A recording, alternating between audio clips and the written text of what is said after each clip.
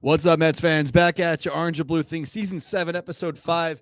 The Heat just went on, and Julia's like, oh my God, do you hear that in my ears? I'm like, yeah, No, it's the fan. We have heat in this room. I swear I heard static too. It happened at the exact same time, but whatever. I mean, there may be a little static, whatever. This is like not the high. Fine. As we say, we have the best production value as far as like a setting is concerned. Yes. But audio-wise and everything else might not be up to par like SNY.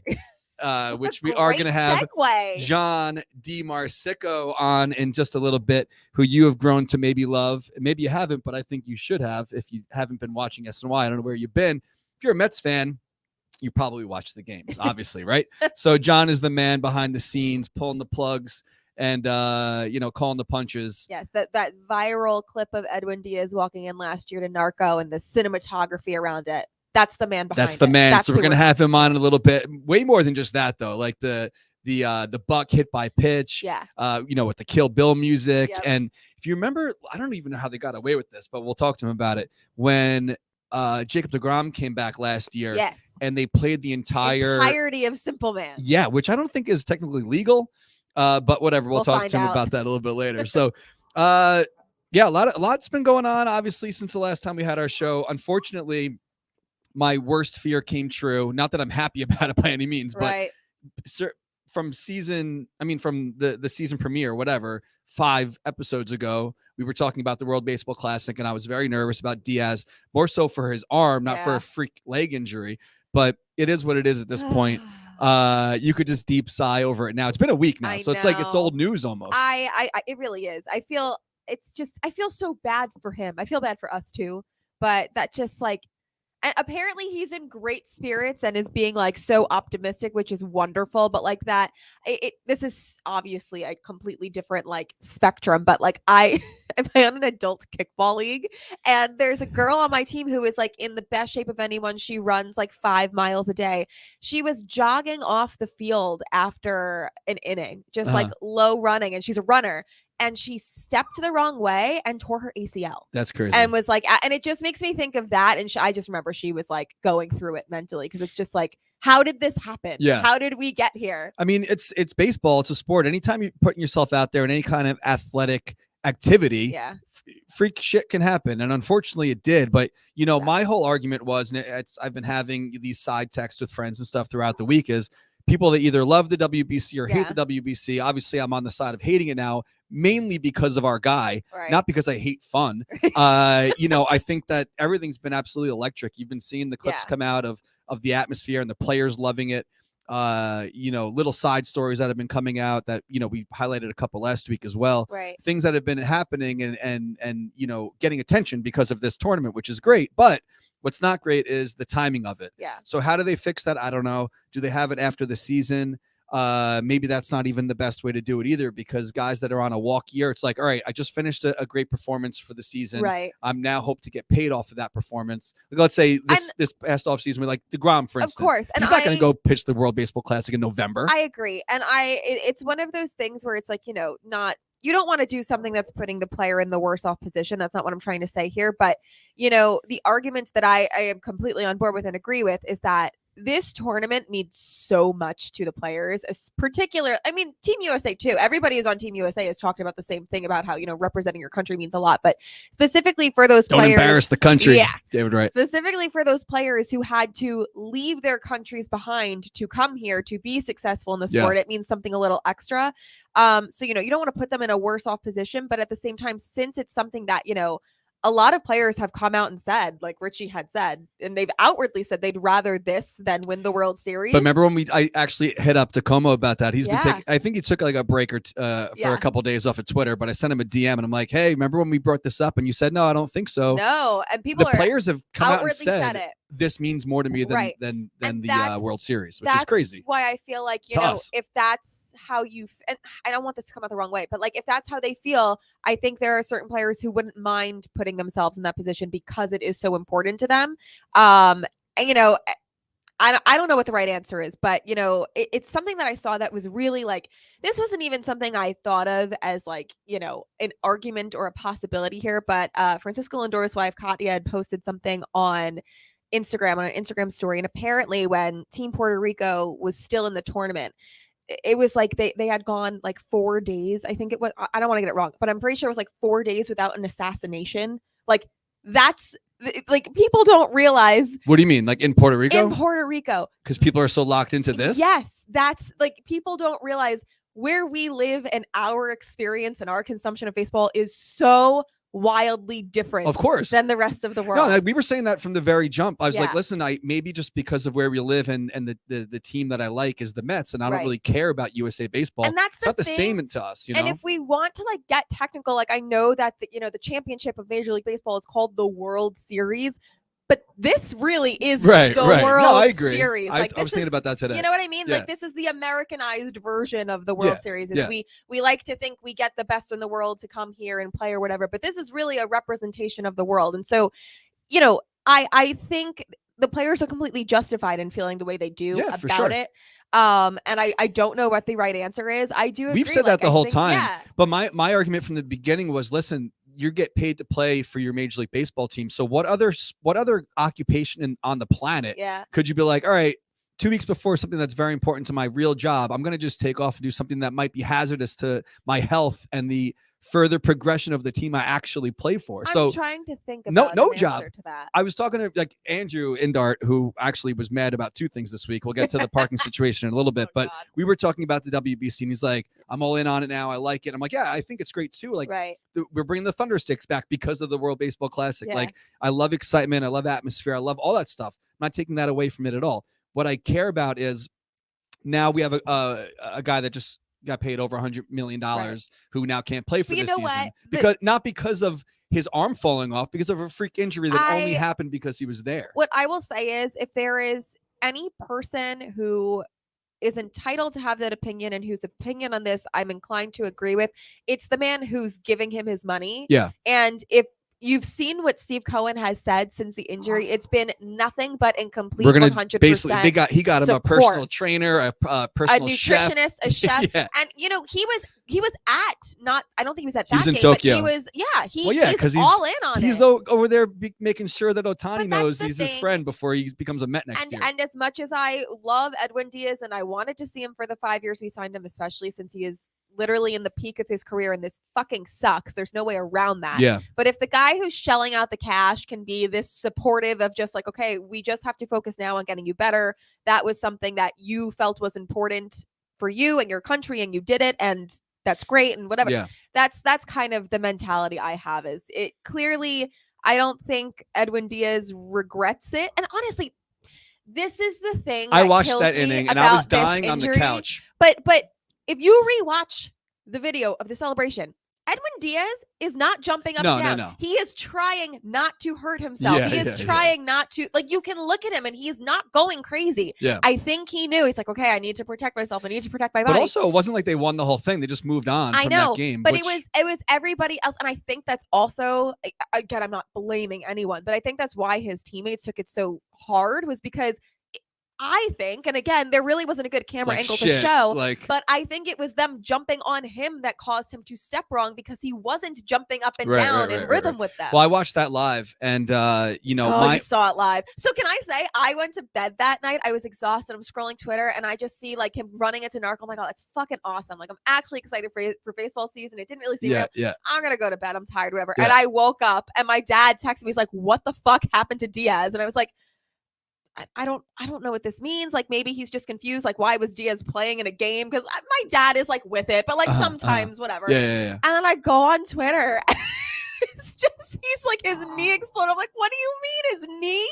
What do you mean? Yeah, it's insane. But so I was watching it live. Yeah. And then, my whole thing was exactly what we talked about weeks ago. I was like, listen, I don't think that, and Scherzer came out and said it last week or 2 weeks ago too. Like, he can't rush himself into a situation where he's throwing gas and pitching like the world depends on it. And he was, the second out, he struck someone out. I don't know who it was. And he looks into his own dugout and he's like getting them fired up or whatever. Then after that, I think it was a 21, 22 pitches. I was like, all right, it's over. Game's over. Cool. Like his arm didn't fall off, and then he fucking hurts his knee. So it is what it is. But not even a day or two later, then we get the Nimmo injury. Literally, I'm pretty sure it was the next day, night, which was just the irony of, everyone. And listen, we've talked about it. I completely respect both sides. There is something about Brandon Nimmo saying, the Mets are my priority right now, and I want to be, they just signed me to this contract. Senga said the same thing. Like, I have so much respect for that. As a Mets fan, that's, what you want to hear. But I'm not saying that I in any way am glad he got hurt, but it was just so ironic that of all the people to get hurt, it was him, because it just shows it was like there's no right answer. You can get hurt anywhere. Before we move on with that, I mean, the only thing that I don't like on Twitter, when you can actually read everyone's opinion on anything, people making the comparison, well, this could happen anywhere. Yes, it could have, but it wouldn't have said Puerto Rico on his chest. It would have said Mets. And if it said Mets, it would have been a freak injury that happened on the Mets watch because he's trying to get ready for the season. That's the only argument I have. Always another side of the coin. Right. And that's the people who are making this argument are be like, well, I'd rather it be me representing my country in an important game than in a stupid spring training game, which I don't know. I don't know what the right answer is. I don't know what the wrong answer is, but I'm sad. So before we move on from this topic, this sad topic, sad trumpets today, Nimmo is now week to week. So Billy Epler announced that he has a low-grade sprain in both his ankle and knee and is considered week to week. So Nimmo was the guy who said, like, listen, I'm going to start slow because I don't really need all these extra reps. Yeah. Then he gets out there the day after this Nimmo shit. And again, this Diaz shit and his spike got caught. I was going to say, definitely like less of a freak injury, but still a freak injury nonetheless. Like, how many times has this man slid into second base in his life with no issues and all of a sudden? So we're going to get to it in a little bit, but last week, we decided to switch up the way we're going to give away our gifts each week because the whole share contest doesn't really work. So last week, the word was just Puma. And I forgot we did that. People were so confused. I think people were writing they were writing Puma with a question mark. Why are people writing Puma? We're going to get to this week's word. It's actually like a phrase. Oh, you've come up with it. It's already written down over here. Yeah. We're going to get to it in a little bit when we get to our Miami discussion. So the word this week, when we get to this topic, you'll have to write that, and that's how you're in the running to win. So we'll get to the winners of last week in a little bit. So we ended our show last week, and we're in our group chat with a few friends, and we get all these angry texts from our friend, the General Andrew Indar. Well, I have to say, I understand. I understand where he's coming from, but you and I guess the way we saw it last week was, that sucks. It's going to be $40 to park. Situation, by the way. We're talking about the $40 parking. It was $30, so it's a big hike when you do the math. The truck's going to be $80, by the way. So $40 to park now at Citi Field, and we kind of just chalk that up to the world is more expensive. Why waste your breath on things you can't control? Type thing. Okay, this is the price now. Okay, what are you gonna do? Walk up to the lot and be like, no, it's 30. Like take it or leave it. And they're like, okay, like leave. So he listened to the replay and he said, I'm listening to the replay now and I'm furious. He's like, you guys are not angry enough about this. You're not talking enough about it. If there was a live call, because we used to take live calls, if you don't remember. Andrew, call in right now if you're watching. Yeah, don't though, because we have a guest in a little bit and we want to make sure. Well, actually, Andrew, if you're listening live, call in. But he was furious at us for not making more of a stink about this. So I reached out to a Mets contact and I'm like, listen, I mean, I know it's already set in stone. It's in black and white on the website. This was after our conversation you reached out? After our text with Andrew. Oh, Andrew. Okay. And I'm like, is there any way that maybe you guys can like ease into this and like meet in the middle, go to like 35? And I was basically shot down. It's not a bad idea. Right. But I guess the way it was explained to me, I don't know all the particulars, so don't quote me on it, but the Mets aren't the only ones that like dictate the price in the parking. I was going to ask the city takes a big chunk. The Mets get a little piece. City. There's also like a private company I think that works some a lot. So I don't really know. I don't want to say too much. I really wonder. But they said no. They can't meet in the middle. Okay. I really wonder if it has to do with the city because I remember, we talk about this. I feel like every year because I don't know why it's still going on, but there's that dog that asshole sits out in front of Citi Field in all types of weather and whatever. And the Mets have basically said there's nothing we can do because that's not technically our property. So I'm wondering if maybe it doesn't really have much to do with the Mets since they're claiming the parking lot is not. Well, I started poking around and there is a drastically less expensive parking alternative for every game at Citi Field. Huh. Before I get to that though, can you smell the icy hot that's on me right now? I can barely move. No, I'm still stuffy. Like, do you see when I'm turning to you? I'm like this. You let your thing. Don't end up being 42 and a half if you can, do anything about it. Because what did you in? I took a shower this morning. You'd think like, oh, I crashed on my dirt bike. I was like, was this dirt bike related? No, I haven't really ridden, but I've been going to the gym a lot lately, and I think maybe I just slept wrong a couple nights ago. Like I had a million Guinness on Sunday, and I ended up sleeping on the couch. I was watching TV. I fell asleep. I wake up. It's 3 a.m. I was like, all right, I guess I'll just stay down here so I don't wake Kelly up. So maybe it's like a 2-day later injury. But I took a shower this morning, and while I'm in, usually when you have a hurt neck, you go take a hot shower to fix that. It feels better, yeah. It went opposite for me. I felt fine this morning. Get up, make Amelia breakfast, feed the dog, had my breakfast to go take a shower, and then I'm in the shower. I'm like, I can't move. So I'm hurting right now. So as I'm turning my neck, it hurts. To answer your question, no, I can't smell anything. Okay. I still got my tissues over here just in case. So while I had you on the edge of your seat here. Yeah, get back to the parking. The parking, there is an option. You can pay $5 to park at Citi Field. Where? Well, let me show you. So I didn't tell you guys about this in the chat. No. I guess I must have sent it just to the general. Oh my god. Because he was so up in arms. I almost kind of want to gatekeep this. I almost don't want you to show everybody. Okay. Well, yeah, I mean it's going to be too late now because anyone watching this is going to get the jump on it. So if you go to parking.com. Okay. Parking.com. Let me make this a little bit bigger. Have you verified with people absolutely that this is legit? So because I talked to the Mets about this as well. You know how they've been doing a lot of, modifications at the ballpark. They've been trying to make the surrounding areas as pleasant as it can be before they fix the construction and, not fix it, but do all this overhaul, So the street down Roosevelt Avenue, which is right in front of the ballpark, which brings you towards Main Street where the Main Street train station is. Got it. There's a mall there with a Best Buy and a bunch of other stuff. Yes. You could park in there and leave your car and leave the facility, whatever. You don't have to stay there. Sometimes you park somewhere and it's just for shoppers and only. It says like, if you leave this premises, your car will be towed. Yeah. They are not doing that. They're promoting you to park there.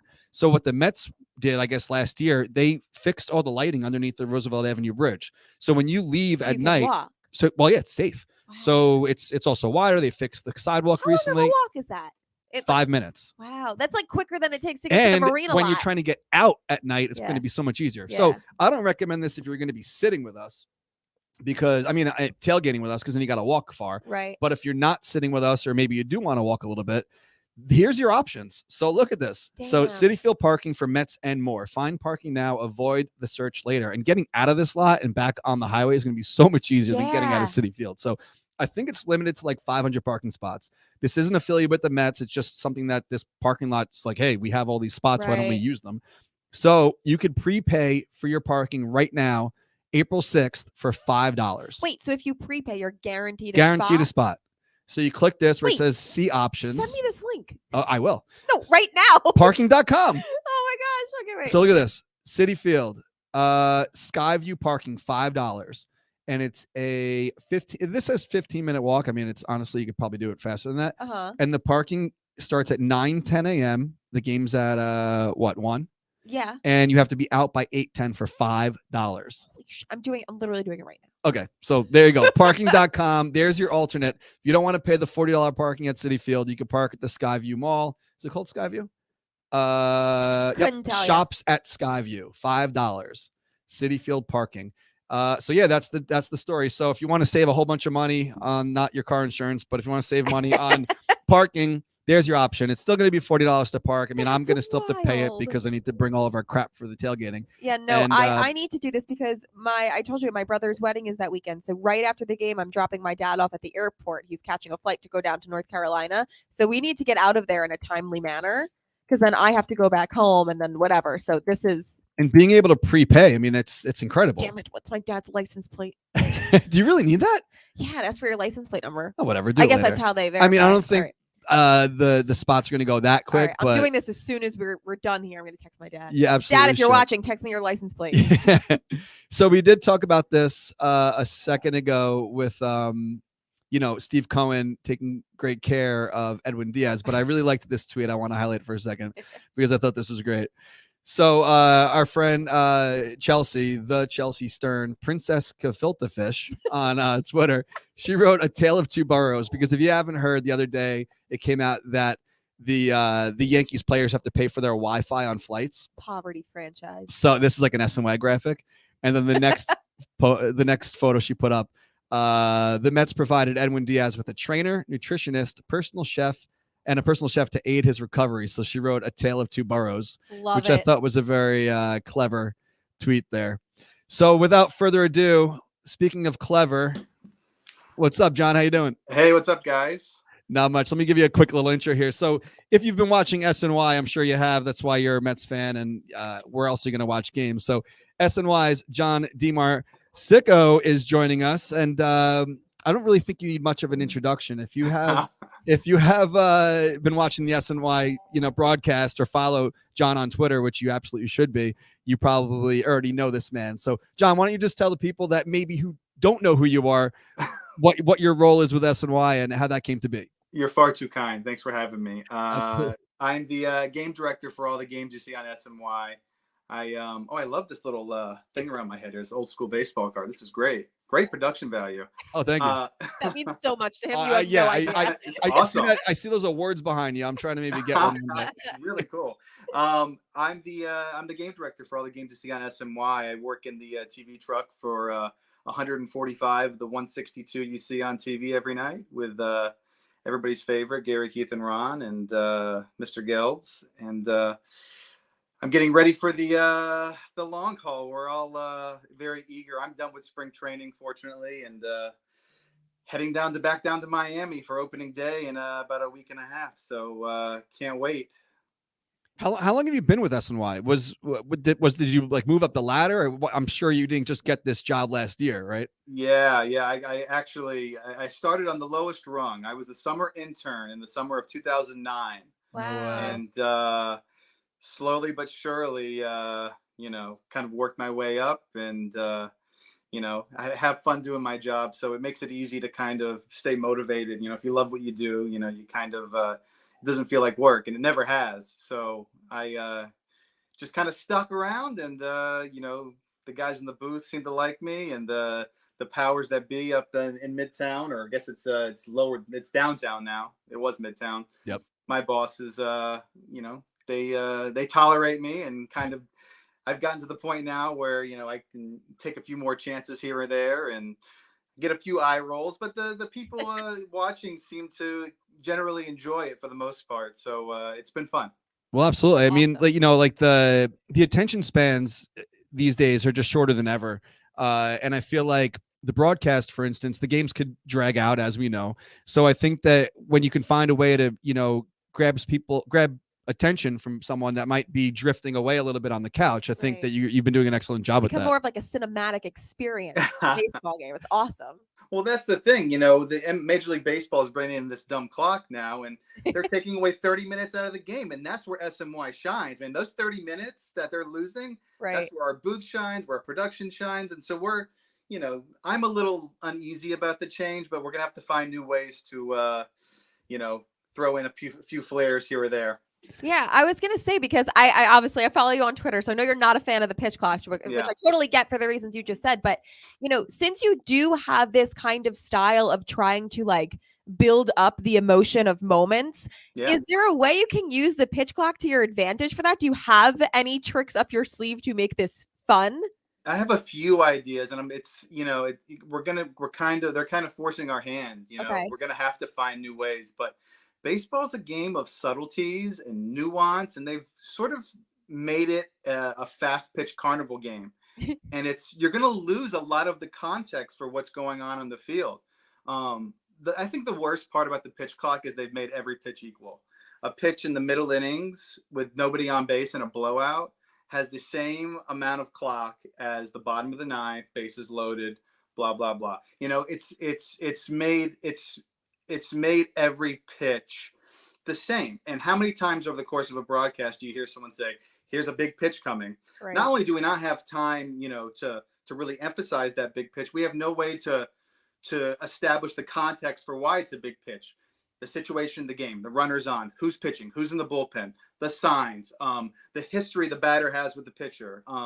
You kind of lose all that. You're gonna lose a lot of the context for why something may or may not be important. So you're going to hear a lot of broadcasters very happy about the pitch clock because they get to go home 30 minutes earlier. I was just going to say that about Keith.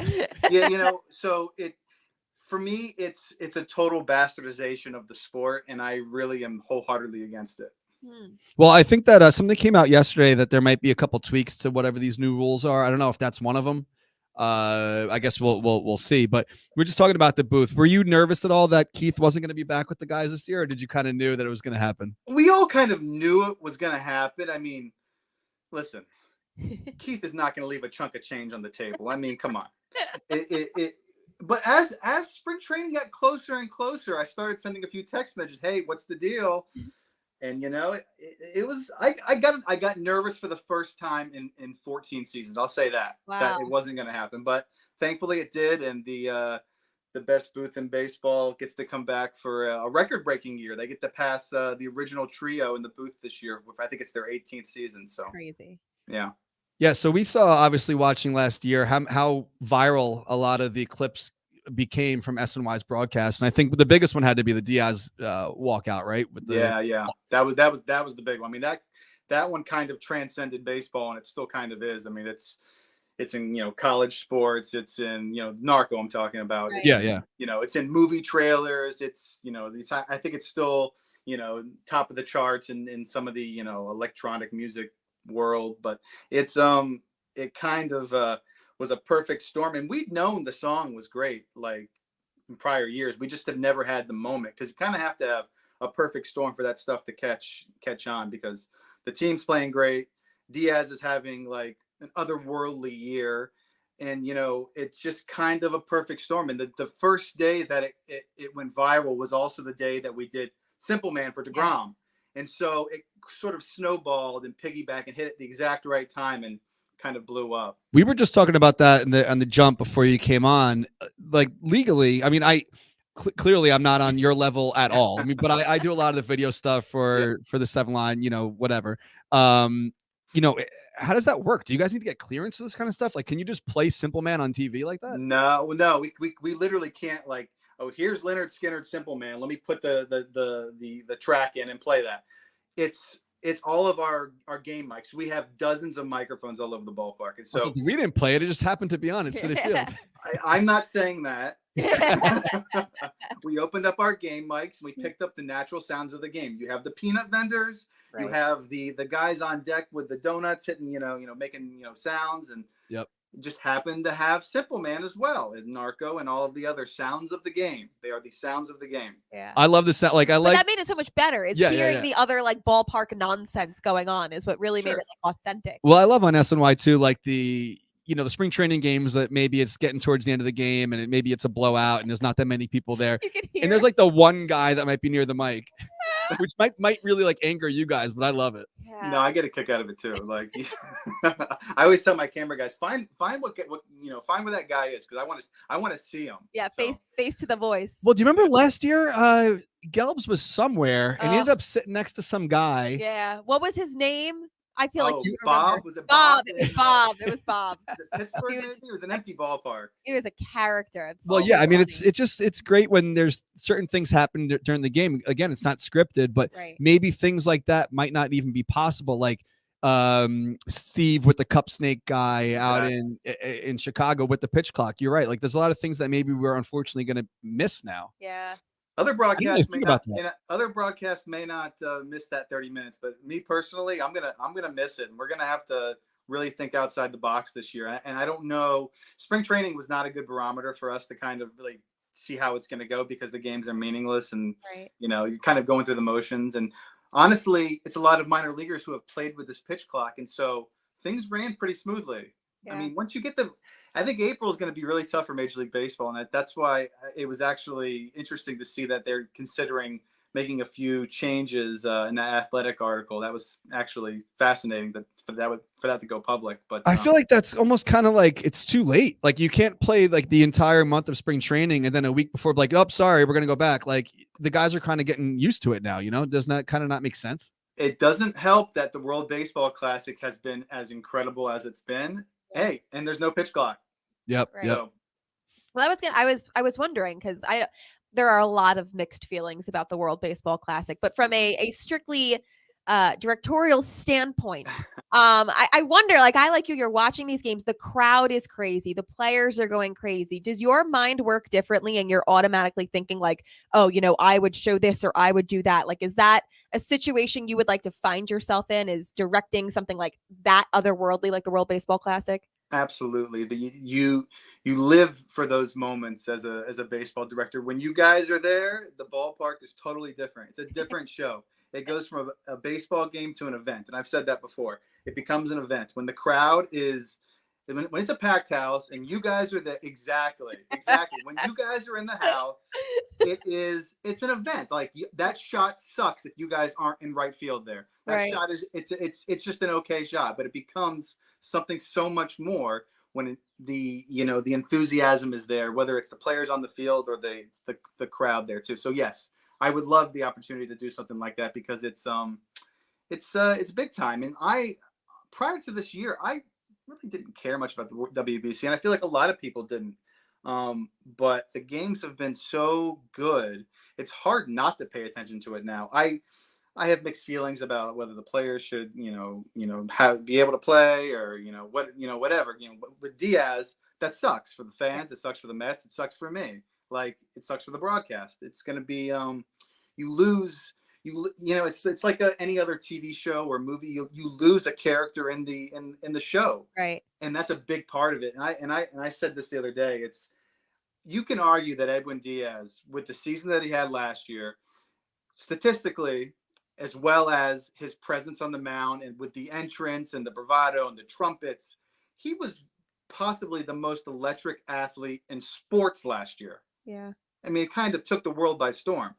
And so to lose that from an entertainment perspective is just sort of devastating. Right. And you can't replace it. So. Right. For those listening afterwards, I just held up I had this canvas made from a screen. I didn't realize it was sitting there. From a screenshot. I only brought it in this morning just for this instance in case it came up. But yeah, I mean, you know what's funny about this, John? I posted a photo of this afterwards after I got the canvas made. I know where this is going. And some girl wrote on Twitter, DeGrom wasn't purposely looking at you guys. I'm like, yeah, no, duh.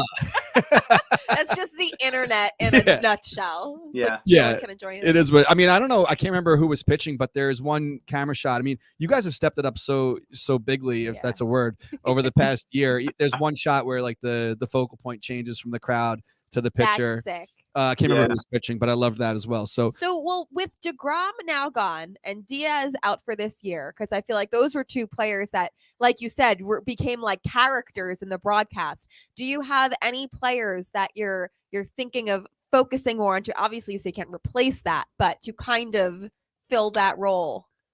I mean, you got to look to Verlander and kind of see how he evolves as a presence. I mean, obviously, I've seen him pitch a lot, but I haven't covered him much, so it'll be interesting to see what he's like on the mound. The thing with Diaz and DeGrom is not only were they did they have these sort of theatrics to the way that they went around their business, they had unbelievable, unreplaceable talent. Right. So it's like these things that we try to do, they don't really work unless the player backs it up. Like nobody wants to hear the trumpets if Diaz sucks. Like we didn't cover Narco when his first year, did we?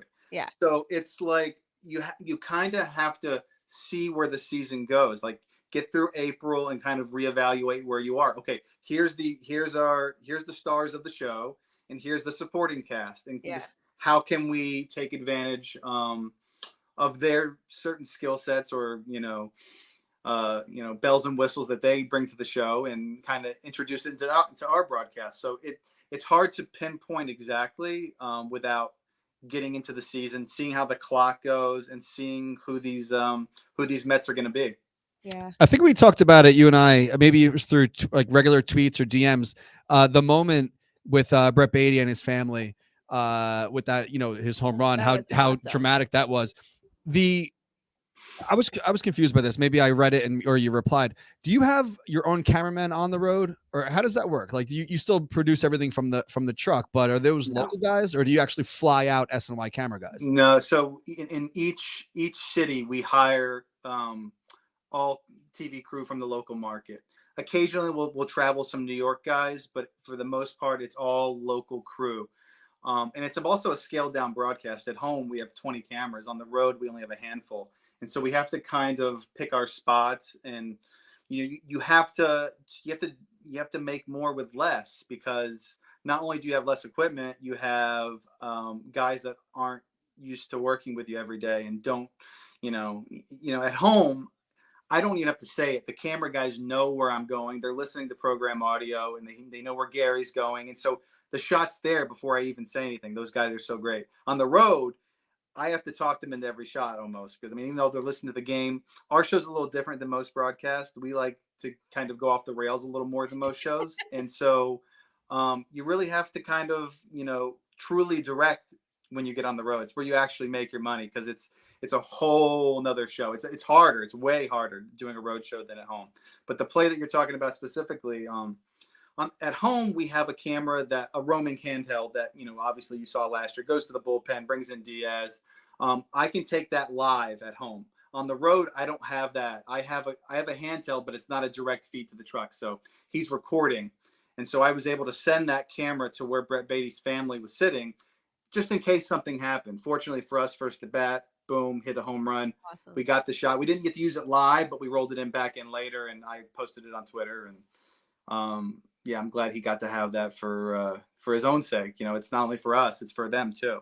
Yeah, I was going to mention that if fans watching or listening to this, if you don't follow John, you absolutely have to. This is so fascinating to listen to. I love behind the scenes stuff. Like, I'll watch a documentary like behind the scenes of a movie, or whatever it may be. Right. The behind the scenes stuff that you said might not make the broadcast, that you end up posting yourself on your own Twitter account, is great. I really enjoy it. Awesome. Yeah, one of my favorite things to do is anytime somebody steps into the truck for the first time and they see the monitor wall with all the cameras and give them a tour, I tell them, please come back, during the game, so you can see how all this works, because it is fascinating. It's really interesting, and I have a really interesting job, and my coworkers have a really interesting job, and it's to see the way that Gary, Keith, and Ron, Steve, our producer, Greg Picker, our AD, Eddie Warman, and our graphics guy, Tommy Rockland, the way that we all sort of turn it on at 7:00 every night. And it's just like, it's Ronnie has said this before. It's kind of like freeform jazz. It kind of just,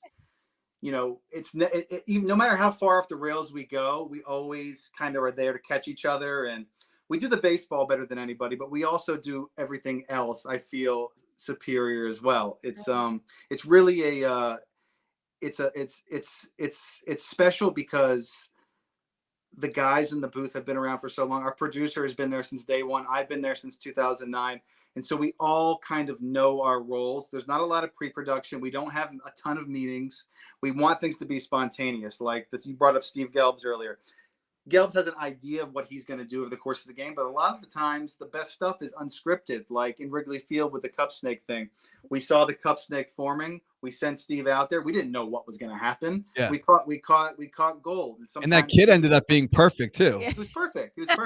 And I mean, Steve broke, journalism 101 and put a microphone in front of a drunk guy, which you can't do, but it worked out. But what did he say? It was like the 7th inning. He's like, it's basically the 8th, Steve, or something like that, right? To be that quick, that guy was perfect. We lucked out. I mean, that's just catching lightning in a bottle. That's awesome. So we got a couple of questions of this, from some fans asking if the score bug that we've been seeing in spring training, is that what you guys are rolling with? Because I know you do have the pitch clock on there.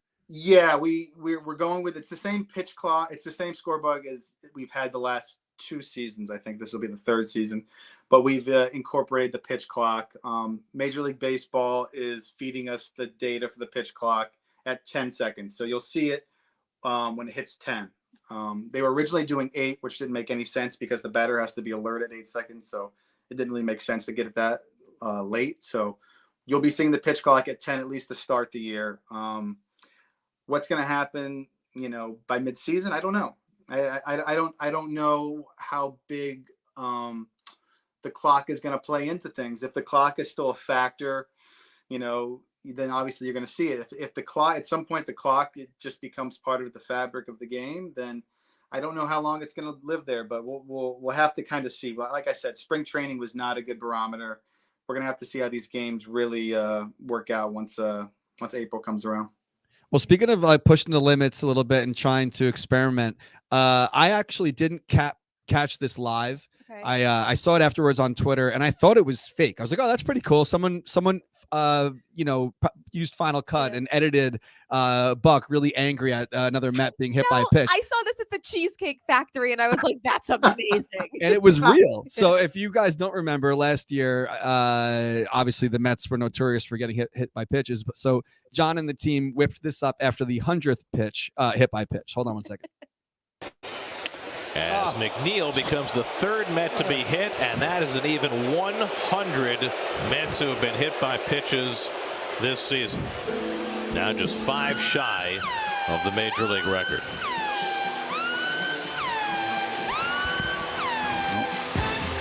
So you're asking, guys. SNY, please don't get mad at me for playing that clip.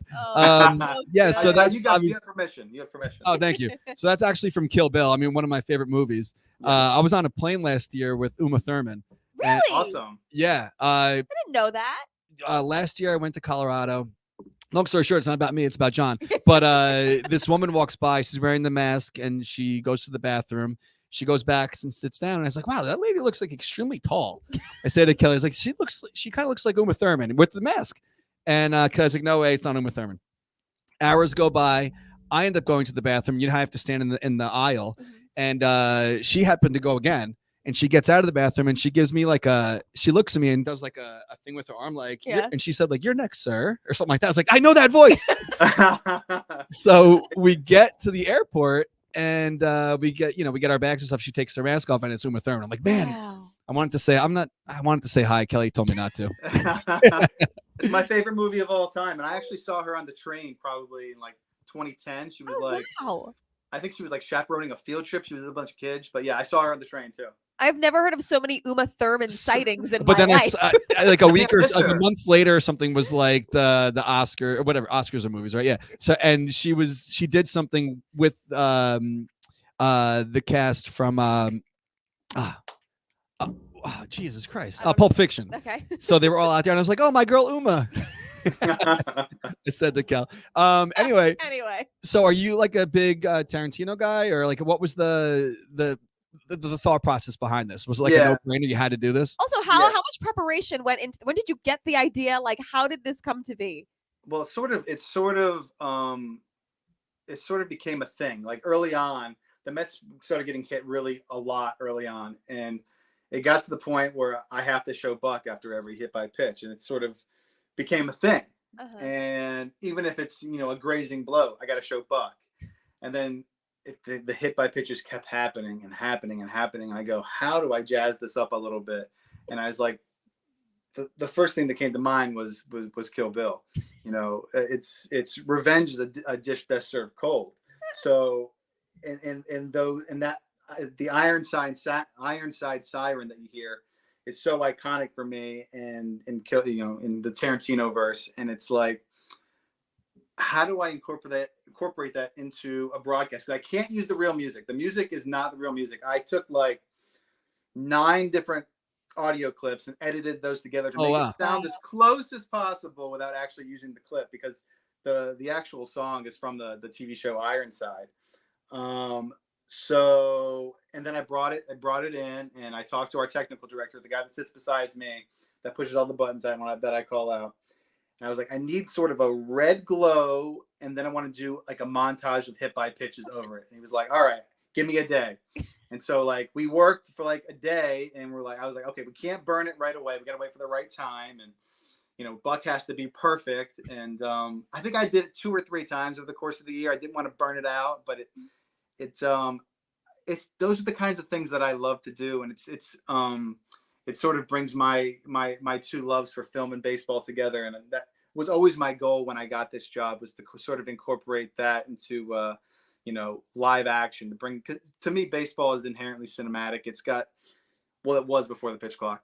A game with no clock is just cinema. You can do what you want. You can build tension, blah, blah, blah. You've heard all that before. Anyways, so yeah, it's just, it's a collaborative effort with a lot of creative people. And I'm fortunate to work at a network that kind of embraces it. They didn't quite, that one was a little jarring for the people in the offices. But the next day after they asked me about it, he said, you know what, my kids texted me and said it was like the coolest thing they saw all year. So I'm going to lay off on this one. So it's things like that. And, I'm able to take chances, and, I got a great crew and a great booth that sort of, they're able to sort of react with no matter what I do, all the zany stuff that I throw at them. Because, like I said, we don't have a ton of meetings. Like, I'll just throw something at our announcers without them knowing it's coming. And I love to get that organic reaction, the first time without a whole lot of pre-production. Yeah, Darren likes to do that to me. Yeah. He'll just say shit live on air. Just to react. I read a little notes here, but we usually go live at 1 p.m. and Julia will sometimes walk in at 12:59. So I kind of like that we don't get to go over anything. We just kind of do it live. But I think that's like what you were just talking about. The big thing about social media, at least these days, is shows like this, or you having that New York Times article, or people following your Twitter account. They kind of get a look behind the curtain, and maybe they can appreciate a little bit more how much work goes into things like this. I was watching something about a Pixar, like a little Pixar documentary about the animators, and they work for like a year to animate a minute. It's wild. The behind the scenes stuff of TV production, you don't even realize what goes into it. It's this one guy, I think this guy said yesterday, I was watching something with Amelia. She's interested in it too, which I think is great. This one person worked for Pixar or whatever company for like 20 years. And they've done like 43 seconds of animation or something in that long or something. It was some crazy number. Wild. That sounds more tedious. Some crazy number. Too. No, but that's awesome. So as more of a last question, then we'll let you go, because I feel like we've been keeping you for a while and I feel bad, but it's just so interesting to hear you talk. But more of a fun, abstract question. And I'm not sure if documentaries are something you'd ever have any interest in doing, but if you had to direct, film a documentary about any Met you've seen in your time working with SNY, past or present, who would it be and for what reason? That's a hard question, but try to give it a shot. It's funny you say that. Our producer and myself, this is not really answering your question, but we for years, we have wanted to do a reality show about the booth and our production group, and following us around the first season and kind of seeing that behind the scenes stuff. Oh my God, please do. It would be fascinating. I mean, you think these guys are interesting on the air? I mean, they're not playing a role. This is who they are. Like, that's them. And to see kind of how the sausage is made, daily over the course of 162 games, I think would be fascinating. We were thinking this year, because we have that one of the first road trips of the year is we go Oakland to LA. We were thinking about like getting an RV and like all of us like driving down to LA and taping it and like doing like a little half an hour show on like, the road trip. Oh my God, please do. Please do it. I can't imagine Keith saying okay to that. No, that would be incredible. Please do this. It would obviously be edited. Keith's getting up there. This will be his last contract, right? So this will, go out with a bang. Nothing to lose. No, I as far as Mets, I feel like the guys that have been most relevant have already had documentaries made. Right. I'm more interested in the tier below, probably. What are the guys that were the 24th and 25th man on the 99 or 2001 team or something like that? Like, what's Jason Phillips doing? The guy with the goggles. Like, I think he's actually like a bullpen catcher now. That's the stuff that I'd be fascinated about. Not, You go catch up with Lastings Millage. Yeah. What's Lastings up to these days? Because, he got in trouble for giving the high fives after. Yeah, Howie wrote about it last night on Twitter. That would be embraced now. That would be let the kids play. He was just before his time. So yeah, that'd be great. No, but I studied film in college, and so I always try to bring that side of of things into what I do daily. And it's funny you asked that question, because I always am trying to think that way. Like, how can I document this? How can I make this sporting event entertaining? Because at the end of the day, it's entertainment. Every night, you guys are choosing to tune into SNY or Picks and watch a game instead of watching Netflix or HBO Max or binge watching a TV show. You're with us for 3 hours now, 2.5 with the pitch clock. I remember there was a good one with a couple years. Sorry to cut you off. With I think it was Familia. I think you guys filmed something with Familia. I don't remember who went down there. Maybe it was Gelbs or somebody, but yeah, that one was great. Yeah, I mean, honestly, I always look forward to watching the games, and it's now more than ever. Your efforts definitely translate. Like you can see, and it's really wonderful to watch, especially those, like you said, those games where the broadcast kind of go off the rails because the game itself is just not interesting enough. Yeah, that is where you guys shine. It's amazing. That's where we have the most fun too. I mean, obviously the game is king, but we like sort of the fringe as well. We're not always we're not going to be all X's and O's on every game. It's going to be a show. We like to say that it's a show. So speaking of the show, I know you're not down there, but tomorrow I heard that, or I read obviously on Twitter, Gelbs and Blevins in the booth together. Gelbs is doing the play-by-play. Oh, that's gonna be so fun. It's his first time ever, right? That's what I heard. Yeah, hit your record buttons there. It's going to be plenty of good content to post after that one. Oh, yeah, and I saw Randazzo wrote, he's gonna be tuned in tomorrow to SNY to watch his old pal do play-by-play. So good for Gelbs. John, we appreciate your time. Hopefully I could meet up with you at some point just to say what's up in person. It's been a lot, back and forth on Twitter, and you've been doing a great job. I can't look forward to opening day more than I already have. So thank you for your time, and we'll talk soon. Thank you guys so much. This was fun. Thank you. Thanks, John. Oh, he was awesome. Yeah, so just before this, absolutely. John, excellent follow. I mean, honestly, if you have Twitter, there's no reason why you wouldn't follow John. You get those little behind the scenes snippets after every game, every play. It's so interesting hearing his perspective on things from the person, just for lack of a better term, who plays God behind the scenes to make what you see. It's so interesting. There's a lot of really cool stuff online. I mean, I'm sure he's retweeted it or whatever of the behind the scenes. Like he was talking about the booth, not the booth, the truck has the million TVs. He'll show sometimes videos of he's calling the camera, which camera to show. And I listen to it and I get instant anxiety. I'm like, I don't know how someone does this every day by choice, let alone does it so flawlessly. It's really so fascinating. I was just about to touch a button on here, and it's like, I don't know if I should do that because it might screw something up. We're going to play Guess That Baseball Card, round 5. I was in such a good mood, Darren. Why are we doing this? You should know this one really easily. Okay. Easily. All right. And then we will get to... Easily. Is it Damian Easy? It is not...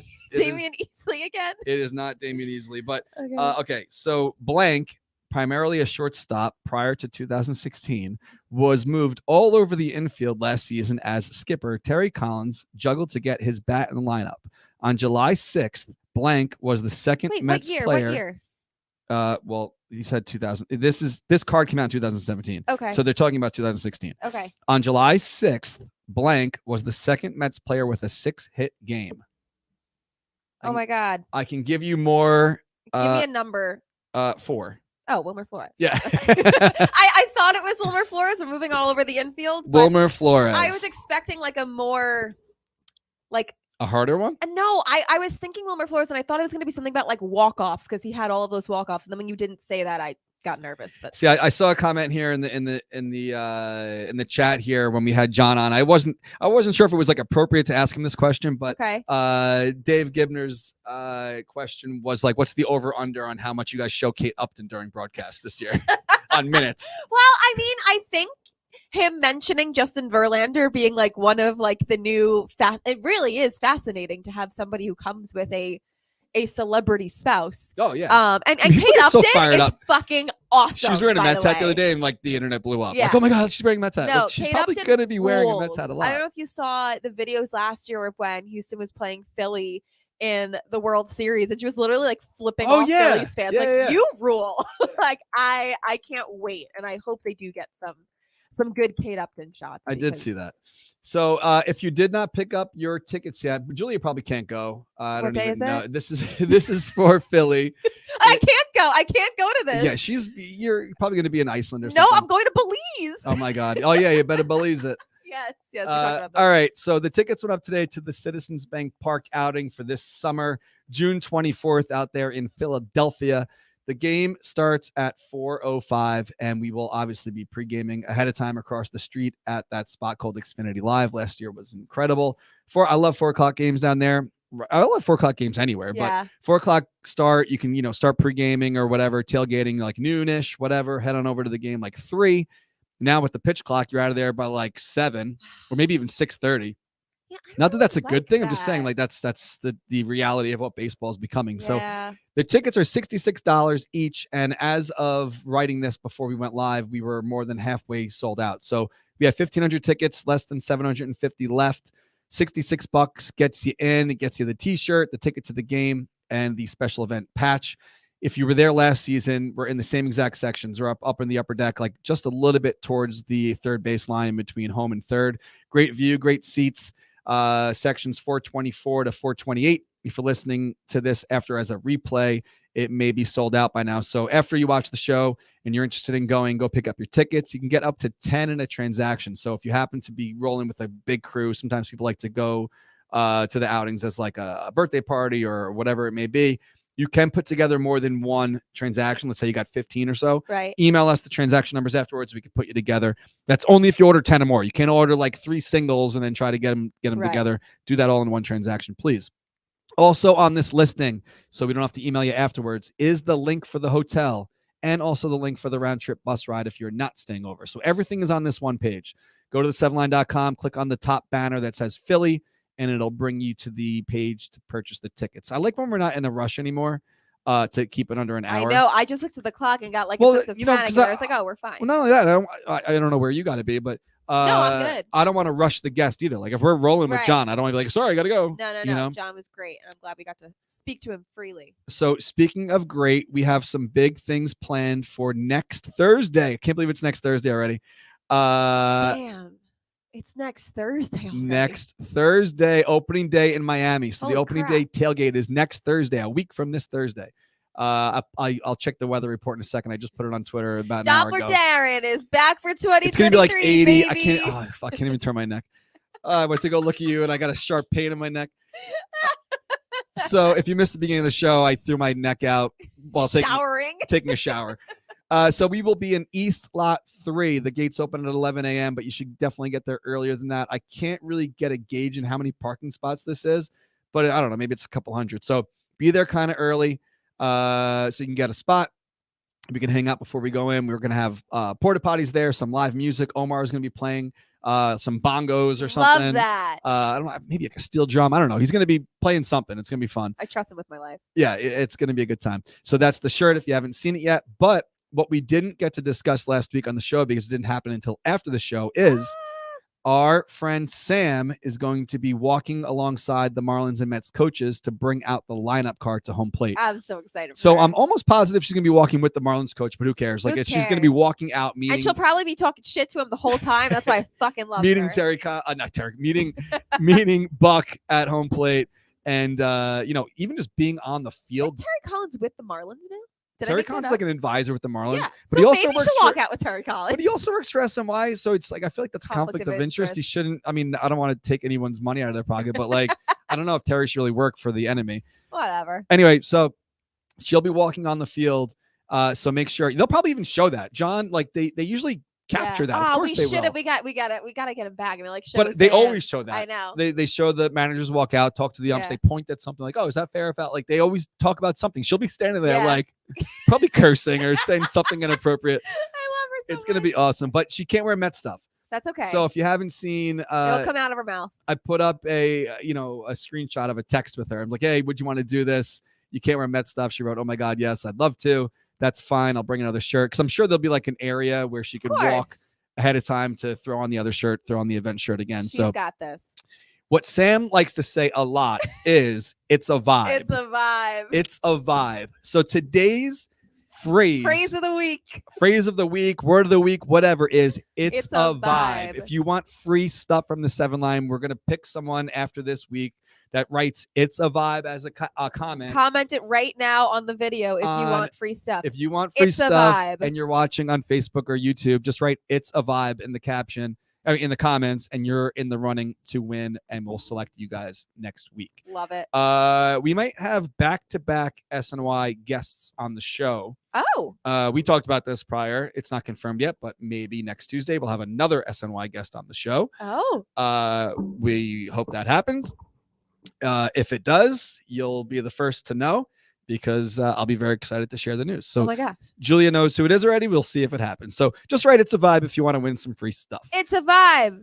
It's a vibe. So a week after that, we will obviously be back at Citi Field for tailgating in the marina lot. And I'll be parking for $5 up the street and then walking down. Yeah, I mean, it's going to put a what do they say? Put a damper on things a little bit, with it being the price of it is, but it's opening day. It's such an event that people are going to go no matter what. So meet us down there in the marina lot. I didn't put up a blog post about it yet, because by now you probably know where the marina lot is. That's our home base. The truck is for sale still, but it's not sold yet, so it will be there. I don't want the truck to get sold. You got a bunch of thousands of dollars you want to give me, because it's just sitting here in the back. I'm staring at it every day. I'm like, this is such a waste of money. Sorry. I guess I could talk about this right now, because I'm trying to almost like force the Mets' hand to buy the truck from me. Okay. So I talked to a few people at the team, and I'm like, listen, the kiosk is great. I love having the kiosk in center field. Field. Why can't you just make the truck? We could have a truck outside Yeah. that also sells stuff. So people that don't necessarily always walk around the field level, who might not ever go to center field, could have the opportunity to pick stuff up outside. Totally. So I didn't get a no. Okay. I didn't get a yes, but I didn't get a no. There's a chance. So we're saying there might be a chance that the truck will stay in good hands. I don't know why you'd say no to more opportunity to make money. Because the same thing we were talking about with like the dog, like who owns that land? Can you really sell stuff on the sidewalk type thing? If the dog is getting away with it, by the dog I mean the scumbag human is getting away with it, why can't you? I'm just trying to keep it in the family. I mean, honestly, it's for what it's made for. It's not being utilized for. So it has Wi-Fi, it has a slot wall, it has all the fixtures to hang the shirts and the hats and this and that. It has LED lights, it has speakers, it has a menu, it has everything it needs. Yeah. So if it works out, I would love for the truck to be outside, like to the right of, the Hormone Apple and the Seaver statue, and the truck could be there as an extra store. Block the spot where he keeps the dog, so the dog can't sit there. Yeah, that'd be great. Bring the dog home. So that's the story for that. So yeah, right. It's a vibe if you're interested in winning free stuff. Besides that, the day after opening day, which maybe it was poor planning on my part, because I wasn't thinking about it being Good Friday and also the day after opening day. Maybe people wouldn't want to go back and forth to Queens. Yeah. There are still tickets available for the party cruise. So if you don't know what the party cruise is, I'll pick it up right now. Julia can't go. She's busy, of course. I have my brother's wedding. Well, tell them to have it a different day or something. I don't know. It's in North Carolina. That's a problem. It's on Saturday, but I got to travel. So the 7-Line Party Cruise, we're sailgating again from Citi Field, the World's Fair Marina, around the Statue of Liberty. I called it the Empire State Building last week, and then back. It is open bar, dinner included, and just bring a couple bucks to tip the bartenders. $116 gets you on the boat. The food, the drinks, everything's included, and there's a DJ on the top deck. There's a dance floor out there. If it's a nice night, they'll open the top, there's retractable windows, but don't worry about the weather, because it's all enclosed. Right. If you want to go outside on the bow or the stern, whatever, the front or the back of the boat, you can and be outside if it's a nice night. We did that last year, especially when we started going down the river towards the Statue of Liberty. You go under a couple bridges. It's beautiful for photos and stuff too. So pick up tickets, $116. Go to the7line.com and come on out. It's gonna be a fun time. So last week's winners that wrote the word Puma. I wonder if Puma has gotten caught wind of this yet, because we're not dissing him. Definitely not. I feel like he would have said something, because the rumor that we're spreading is that he leaked Justin Verlander's nudes. Yeah, which obviously he didn't. No, of course he didn't. Somebody did. But I don't think it was Mike Puma. Not confirmed, but I don't think so. Yeah. All right. So what? No, they leaked them themselves. No one went into Verlander's phone and posted his own photos with his wife. I don't think Justin Verlander or Kate Upton decided to go online and post their Well, own no, news. it accidentally happened. Yeah. Somebody. Well, sometimes there have been, we're going off the rails now, but there has been scandals in years past where hackers have been able to get into celebrities' iClouds. There was a bunch of news all at once that were leaked. It was Jennifer Lawrence. I can't remember anybody else. Did you see that new movie with her? Yes, Oh it my looks God. so good. But that looks like it looks like something that shouldn't be made today. That's why I love it. Well, and if the tables were turned where it was like a younger girl, like if that movie was made with like a teenage girl and a man. Yeah. Well, listen, the boy in you don't know, there's a comedy, a rated R comedy coming out with Jennifer Lawrence, and the premise is she is like a down on her luck, needs some money, like not a put together woman, and there is an of age, I think he's like 18 or I think he's like 19. He's a 19. Thought he was in high school. No, they wouldn't have done that. He's like a 19-year-old guy, and his parents just don't think he's getting himself out there enough, and they're looking to pay somebody to basically date their son. Yeah, it's prostitution. Yeah, it's crazy. It's a concept. I saw the trailer really and I was though. like, who approved this? Yeah, I don't know, but yeah, if the tables were turned, it would not get made. Never. If it was, the roles were reversed. Never. All right, so last week's winners that wrote the word Puma. Today, all you have to do is write the words. It's a vibe. Shout out to our girl Sam. She's very excited about her opening day perk. Okay, so on Facebook last week, or now this week's winner, the way it works is you have to contact us. We can't contact you. It's the privacy thing with the DMs and stuff. That was the reason we did this, is because you can comment on the comment from last week. You won. You can reply. Oh, then she'll see it. Yes. All right, so I got to go back and do that then. Easy. All right, so on Facebook, I got to go back and do that. I'm going to put a little star here. Do this. Don't forget. Caitlin Larkin on Facebook, and on YouTube, Nick Parisi. I don't know if I can comment back on YouTube. I'll figure it out. If you don't hear from us, then just hit us up. I think you can. We owe you a gift card. Click his name and message. I totally glanced over this and I named the title of this show. I told you to do sad trombone. I know, but whatever. I wrote a bunch of things before you wrote back. So I think the title of the show says something about Speakeasy's Tears for Diaz and something else, Mets stuff. We actually did talk a whole lot about the Mets today. So before we turn this off, because now we really don't have any kind of shot clock here. So the title of the show, pitch clock here. So the title of the show actually makes sense. If you did not see the news today, the Mets announced that the Cadillac Club at Payson's is coming this season to Citi Field. What does that mean for me, Julia, and the people watching the show? Nothing. Probably nothing, because it is a super this is so small you can't even see it. It is a super exclusive club that you have to either get a membership to or maybe even be invited to. Hold on a second. Let me see if I could get really closer. Good thing I'm wearing my glasses. Okay, with only 100 seats in the club and limited to 25 to 30 members, the exclusive membership to the Cadillac Club at Payson's includes assigned seats for every Mets game, complimentary parking, and complimentary food, soft drinks, beer, and wine. Members will also have access to a private bar for cocktails. So what this tells me is I'm probably never going to get to sit there. I mean, maybe someone one day will invite us there, but to be one of 25 people that have your exclusive membership card to this club is going to have to cost so much money. Yeah, that's a rich person's perk. Yeah, I mean, obviously they branded it. It's called the Cadillac Club at Payson's, and we're very happy that Joan Payson is getting more shine. I didn't know Payson's was a place now. I guess it's a new place in the ballpark. Well, if you remember, it used to be called like the Mo Zone. Then it was something else. Yes. They extended the seats. So that's why like the dimensions of the ballpark is changing to make extra room for this new club. So it's called Payson's. But the reason why it says at Payson's, I think, is because it's a branded space. So if just like Caesar's Club is now Piazza 31, whatever it's called, True, whatever, depending on the sponsor. The Cadillac Club, I'm sure the Cadillac emblem is not in stone. They could probably take that down and change it to the 7 line at Payson's if they wanted to, but I don't have millions of dollars to sponsor the thing. So that's the story with that. Are we ever going to get to go? I don't know.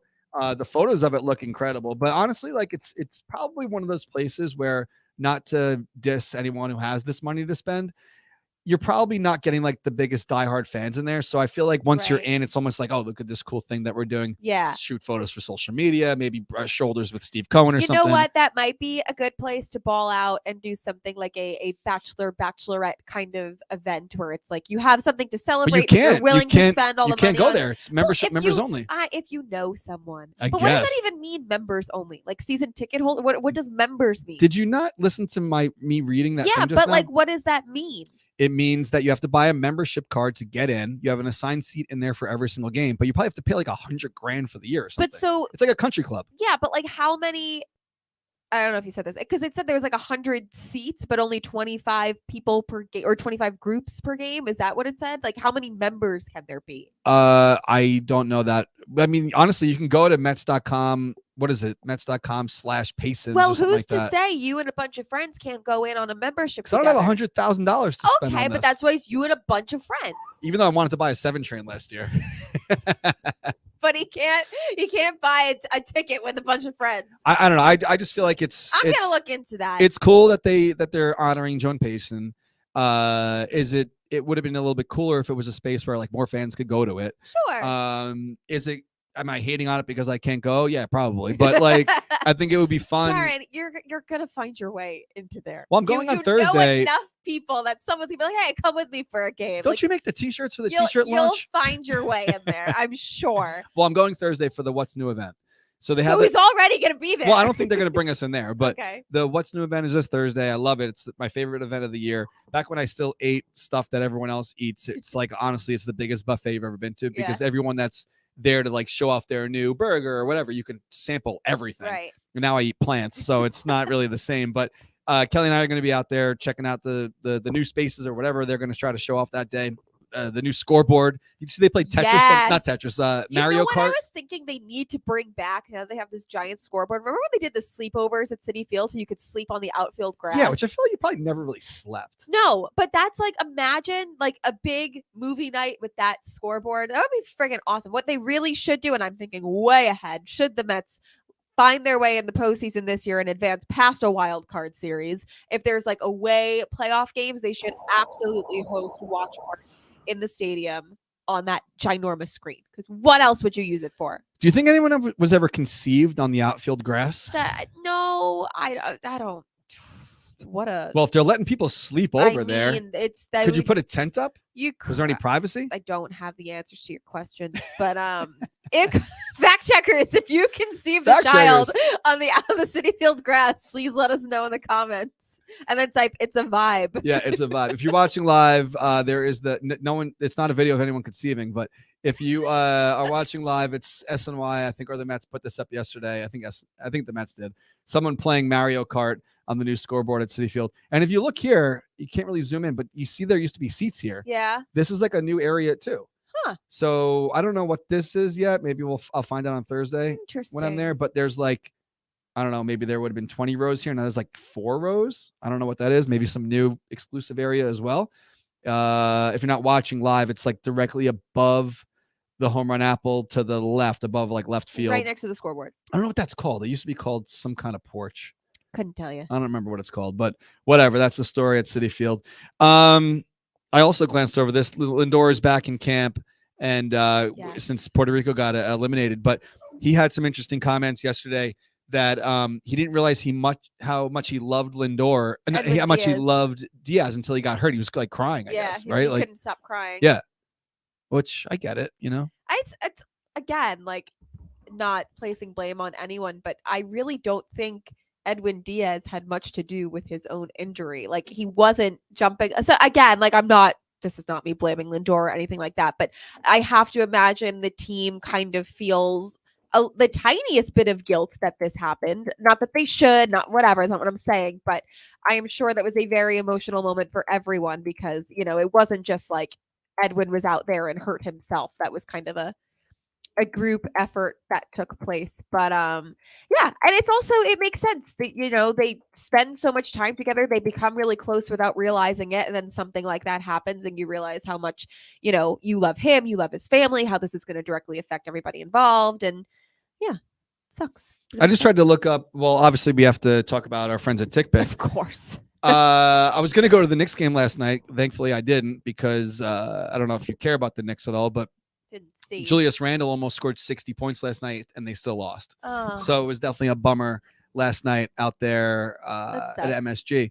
But our friends at TickPick, if you're looking for tickets to basically anything you could think of, I even looked up Supercross tickets to see what's going on with that. They have a race at MetLife coming up where the Jets and Giants play. Fun. That's where Taylor Swift's concert will be. Oh yeah. Did she sing like $1 million $1,000+ songs the other night? She sang for 3 hours and 15 minutes straight. She sang 44 songs. But iconic. like, was any of it coming out of like her vocal cords, or was her lips just moving? She sings. I don't know how else to tell you this. Watch a video of it. She's clearly singing. So what? She wasn't just did she lip sync like half of them? She doesn't lip sync. How many songs? Ever. 44 songs. I don't know if I buy that. All right. Well, pay $1,000 and go see for yourself. No, I'd rather become a member at the fucking Speakeasy Club. All right. So if you want to spend not $1,000 and spend your money wisely going to Mets games or anything else, go to tickpick.com. If you see here, I typed in Mets versus Marlins for the opener at Citi Field. You can get in right now for $106 as the least expensive ticket. That's not bad for opening day. They also, yeah, of course, that's great. That shows, well, that's also standing room only. Still. So getting in the door for $106 to stand with no seat, I mean, that's more power to you. But you could search however you want. So you go up here for the star rating. The best deal right now from TickPick's standards is section 320 row 6. That's the best deal they said for $255. But there's a bunch of filters here. You can type in your quantity, type in your, if you want to maybe only want to sit in the first row of a section, if you only want to sit in ADA, if you only want to sit on an aisle, there's a bunch of different filters here you can select. So great feature, excellent website. We love TickPick. Go over to TickPick and use their app or the website and use the code OABT to get $10 off any order over $99 for first-time users. Yes. So it's a great tool. We love it. We use it. Supercross, Taylor Swift, Mets games, whatever you want to do, concerts, this and that. Use TickPick. We love them. And also, we have that giveaway starting next week. Remember? Oh, yes. So TickPick is going to give you 2 tickets to any game in April at Citi Field, which includes opening day. So if you are the winner, you'll be able to go to opening day on the house. Maybe you have to work that day, though, and you want to go to a different game. You can. When do we're doing that next week? We're going to week? announce the details next week. It's going to be the same thing that they did for the playoffs last year. So it's like a share contest. Got it. So you'll have to follow their account, follow our account, and share this tweet. Speaking of, did you see there was an imposter, like a spam T7L account? Yes, I did. I reported it. Thank you very much. You're welcome. So after we put up, I guess some company or some entity or whoever, spam company, I guess they search the words like giveaway. Okay. And then they basically copy and paste your bio, your image, and your cover photo and make another account and then email or DM all the people who are participating in the contest, which we just asked people to RT, retweet, and ask them. They said, yeah, you won. Give us your credit card info. We'll mail you out the hat. That's sick. Number one, who would ever give someone your credit card information for something you won for free? So hopefully no one got had by that, but we got to shut down right away. So shitty people in the world. That's the story. So if you want to be in the running for the free stuff from us and you won't get a spam account from this, just write "It's a Vibe" as a comment. And that's pretty much it. Tonight, USA is playing against Tokyo. Japan. Are you going to watch? Yeah, Japan. Sorry. What time is it on? I don't know. I'm not gonna. I was just asking if you were gonna watch. Doesn't mean I am. I will if I'm not sleepy. I'm in bed by 8:39 these days. I'm not. For me. It's not must see TV. I will tune in. I don't even know if Pete or McNeil are playing, but whatever. Whoever wins, hopefully they have fun. And Ohtani will be a Met one day too. So that's true. We will see what happens. So next week, same time, same place, 1 p.m. Hopefully we're gonna have a special guest. And then we might also have a special guest on Thursday in Florida. Oh. So. Oh yeah, what a cliffhanger to leave you with. You might want to come to the tailgate next Thursday. All right, guys. See ya. Share the show. Don't share the show. Actually, you know what? Still share the show, but just comment "It's a Vibe." You can still share the show. We appreciate it. It helps us a lot. Where are you watching from? If you're listening after, we didn't do that. If you're listening as a podcast, we appreciate that as well. Definitely hit subscribe, leave a rating. If you are watching on YouTube, also, we love the subscriptions and the likes and the thumbs up and the comments and all that. It really helps the show grow, and we enjoy doing this each week. So thank you guys for checking in with us. Thanks to TickPick. Thanks to John. He does a phenomenal job at SNY. Follow him on Twitter. And that's it. That's it. Put in the books. Books. Skip it a book. Yep. See you next week. With maybe Haji.